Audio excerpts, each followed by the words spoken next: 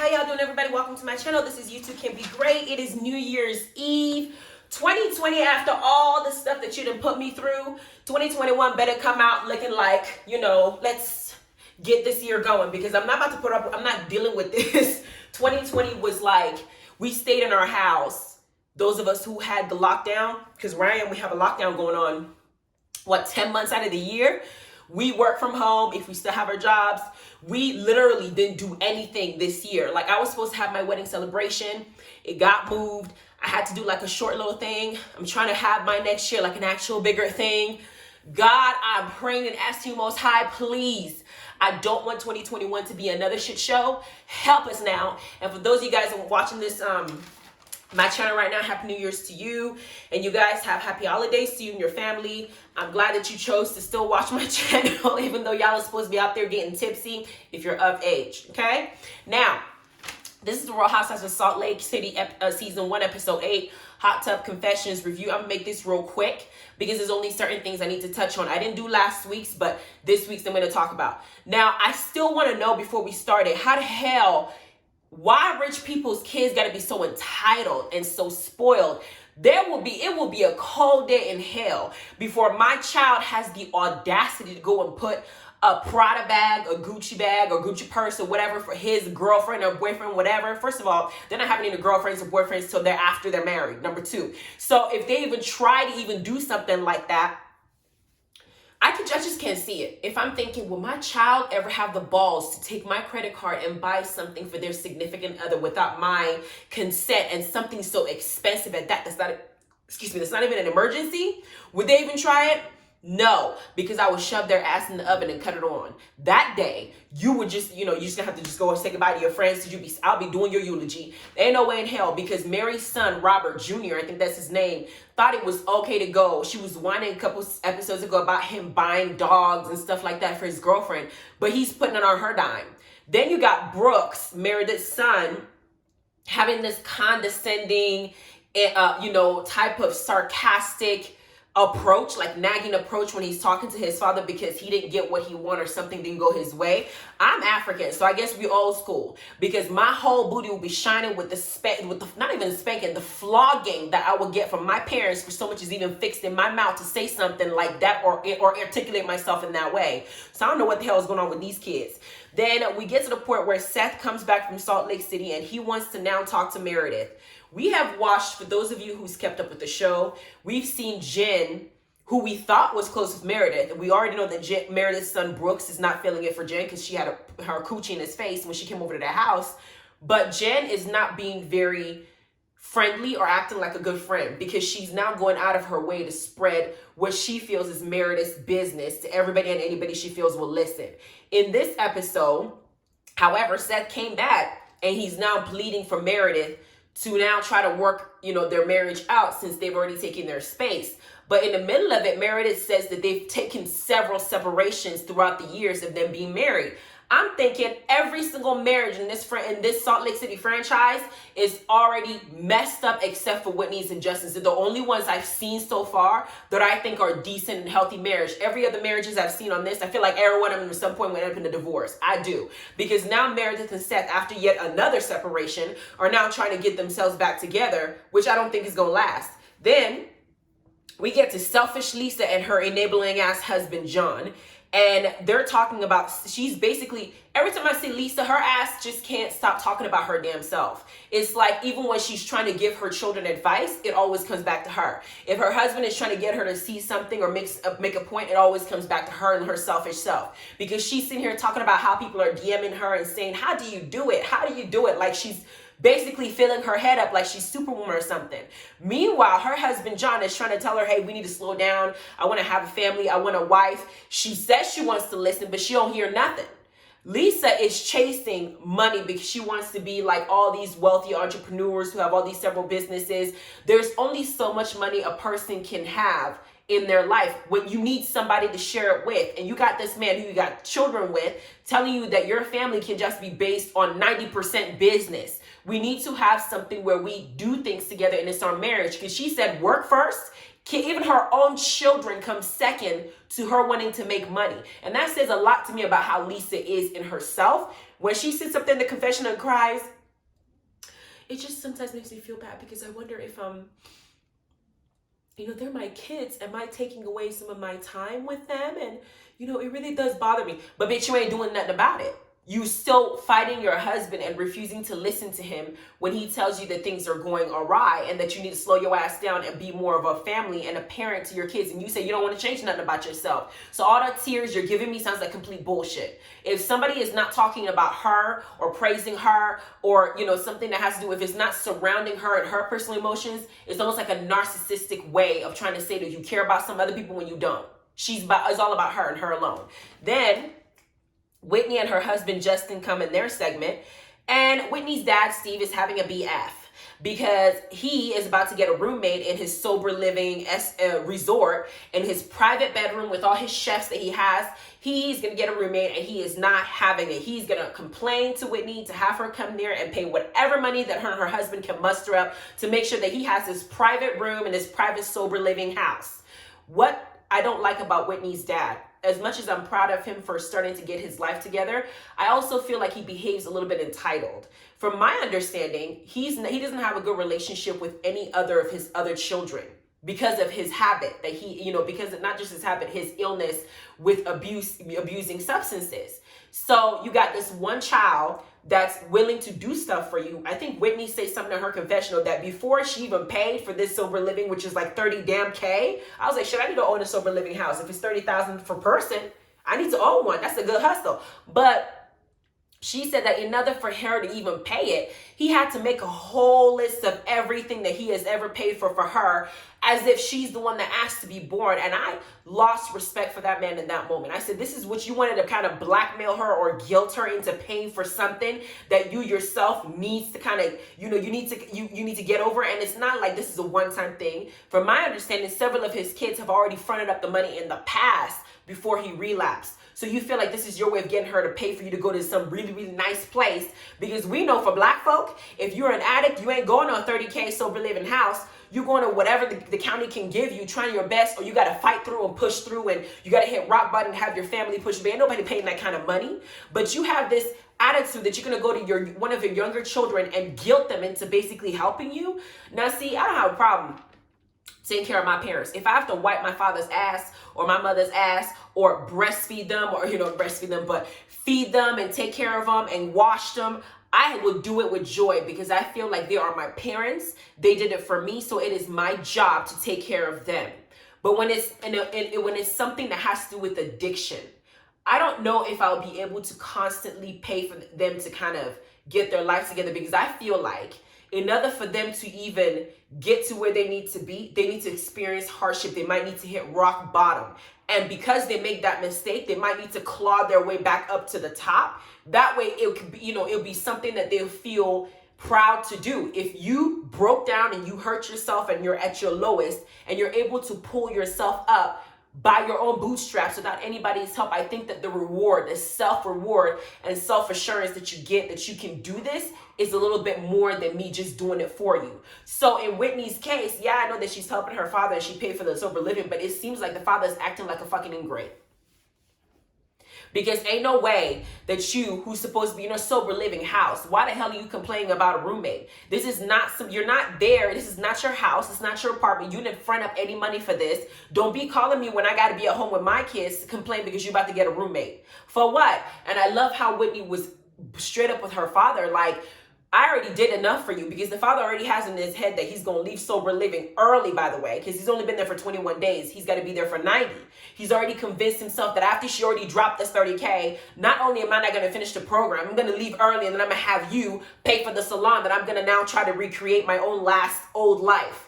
I don't think the dad understands that the life he had before, it's done. Finito. You are never going to be the same person the same way that you were in the past. Now that you have gone to this point, you're divorced, your life has been turned upside down, you got to create a whole new path, a whole new life. Maybe doing a hair salon may not be the thing for you. Find some other thing that makes you happy. And when you do, get there yourself. Don't sit up there and try to guilt your kids to doing what you want them to do by making a list of everything you did for them when you're the one who seeded their mother and chose to have them. I didn't understand that. And I love how Whitney has the confidence to be honest with him and let him know, you're about to have this list of things you think I'm gonna help pay for you because you were my father and you did what you were supposed to do for me as a father. Then we got Jen and her absent husband, Coach Sharif, meeting up with Meredith and Seth, Lisa and her first husband, John, Whitney and Justin, Heather, single as always, still herself, and her so they can go snowmobile. While they're snowmobiling, Jen is still on a hunt to find out what's wrong with Meredith and Seth's marriage, because she don't want to be the only one who's having problems in her marriage with Sharif, because we all know that Sharif is probably out there cheating on her with somebody else, because ain't no way that this man is flying from place to place trying to recruit somebody, spends this much time away from her. They are only married via telephone. It's been 8 episodes, and in 8 episodes, I didn't already seen Sharif's ass twice now. Episode 1 when it first started, and now episode 8, and we're already halfway through the season, and your ass is showing up now. So I know for a fact that there is something going on in Jen's spirit that she's uncomfortable with, for her to invest so much time in what Meredith and Seth's ass are doing. So we got I was like, okay, first of all, with all this stuff going on, we didn't see Mary and her granddad husband there. We didn't see none of that. It almost seems like Jen is trying to be the it girl for this franchise, like maybe Nene or somebody who holds a very high position. And doing so, she's trying to boot Mary off the show. Because it seems like if you saw the next week's episode, Jen is also having another soiree, another party, and she's also kicking out Mary. I don't know if it's right for Mary not to be part of the season, but I think that it's starting to act like you're kind of like a mean girl type thing. You're inviting everybody else and you're making her seem like she's the outcast because you're feeling some type of way about somebody saying you smell like hospital. Jen is a bitch. Okay, I'm gonna say that. To me, she's a bitch. She's a crybaby. She takes things too seriously. She over-exaggerates shit all the time, and I feel like it's because she needs attention all the time. I don't like that heifer. And right now, I don't like her spirit. And the fact that she's spreading Meredith's business, or what she perceives to be Meredith's business, but then smiling in Meredith's face, not really telling Meredith how she really feels. I want to see how Meredith's going to check her ass during the reunion, because she needs to be checked. Number 2, we got Heather and Whitney discussing Meredith's tryst. Now, because Jen not only talked to Heather about it, but now she's now bringing it up to Whitney. And Heather, I feel like Jen is strategic, because I don't think she's going to mention it to Lisa. If she does, I'm going to be surprised, because Lisa and Meredith are considered to be like sisters, right? I feel like Jen put that bug in Heather and Whitney's ear because she wants them to bring it up, and she wants to seem like the person that didn't bring it up. She already lied last episode in Mary's face and said she wasn't talking about Mary fucking her step-grandfather. She lied about it to her face when everybody heard her say it. So now I feel like Jen is not going to plant that seed in Heather. Heather didn't say nothing, so she went and plant that seed in Whitney, because Whitney's a little bit younger, and she thinks Whitney will be naive enough to go and repeat it to Meredith to put all her business out on blast. So she kind of focuses on something else instead of the fact that she's still pissed off about her own damn marriage. That's what Jen's doing. Is very calculating. But Heather is talking to Whitney on the side in this, this little ski slope thing. And Heather, I love how she had Whitney say, I'm not going to talk about it. It's none of my business. I also feel like Heather also didn't want to make it a bone of contention, because Heather herself, last episode or 2 episodes ago, had her own one-night stand, and she don't want nobody talking about what she's doing between her legs, so she don't want to bring Mary this topic into the mix. She's more understanding because of how she chooses to live her life. So that was a discussion. Then the next scene they show, we got everybody going to Jen's chalet for dinner. All the couples are going again. Mary and her step-grandfather, husband, is not there again. And they're at the house, and they start talking about religion. You cannot pay me enough to be a Mormon, a Muslim, a Christian, a Catholic, a fundamental Christian. You cannot pay me to pick up any of these crazy ass religions that keep making up this crazy ass rules. Because according to them in Mormonism, you can't drink coffee, you can't drink alcohol, you can't drink this. It was just the rules are unnecessary when we are supposed to enjoy this world the way that we're supposed to enjoy it. I feel like those are restricting based on other people's personal belief. I think people like control. I think the church gets a hard on and goes out and jacks off in the corner, knowing that they can get people to do all these things simply by grooming their minds the way that they want to. Now, I understand that plural marriages occur. They've been occurring since the dawn of time, so I'm not shocked that in Mormonism and in Islam that they have that. It's just that in Mormonism, what they do is, and sometimes when it's a plural marriage situation, from what I've read, the women are treated like basically mules to just have children. They have no voice. They have to dress in bland clothes. They don't worry about their hair. I mean, you got to just walk around life, not really enjoying the finer things or the beautiful things. You just got to just exist just to breed like a, just have babies for this man and call it a day, and that's how you're gonna get to heaven. In the Islamic religion, I find that a lot of hardcore Islamic religious people, they do embrace that ideology as well of plural marriages. And a lot of times, again, the same situation happens. The women are treated like second-class citizens. Now, there are other people who are Muslims who don't make up their own rules. Because if you read the Quran itself has a lot of beautiful things to teach you, and it has a lot of life lessons that you could use. That is a good thing. I'm talking about the religion that's being corrupted. That's the point I'm trying to make. Religions that's practiced the way it's supposed to practice is very rare to find. For me, it's very rare to find. So for me, I look at religion as a man-made thing, and so I don't really embrace any set rules. I just know what I'm supposed to follow as far as the guidelines of the book, and I can look at somebody and have a conversation with them and tell them, hey, this is not what it says, this is what it says. But it's ironic that Jen embraced Islam, but when Sharif said, yeah, in Islam, you can have plural marriages, she goes, no, you don't. Girl, which Quran were you reading? Because you can. I think you can have, was it up to 3 at least? You can have up to 3 wives, but it also said you have to be able to provide for those wives as well. Jen is like, well, if he can't handle more than me, it's like me alone is like up to 40 wives. And I absolutely agree, you are too much unnecessarily. But in truth, if Sharif, based on how much money y'all are making, decides that he wants to now take his second wife based on what you have chosen to follow, it is in your right to allow him to do so, because that's the religion you chose to follow. Simple as that.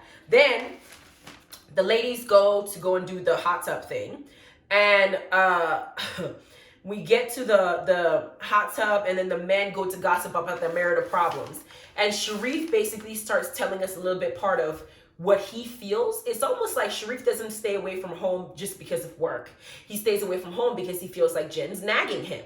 And then John, Lisa's carry-on purse, decides to discuss some of the stuff that's frustrating him about slowing down work, because Lisa, all she can think about is making money, and expanding her business. Like, she's money hungry, and money is the root of all evil, girl. How much money do your ass need before you slow your ass down? And then you got Seth and Meredith, who are on and off for the past 25 or some odd years. They're separated or together, they're separated together. And then you got Jen, who's feeling hella lonely and picking at grasping at straws of whatever she can get to make her mad, because she doesn't want to basically admit to her husband that his coaching job, him being around, she feels lonely and alone, and this is not the life that she wants. That's why she has 4 assistants.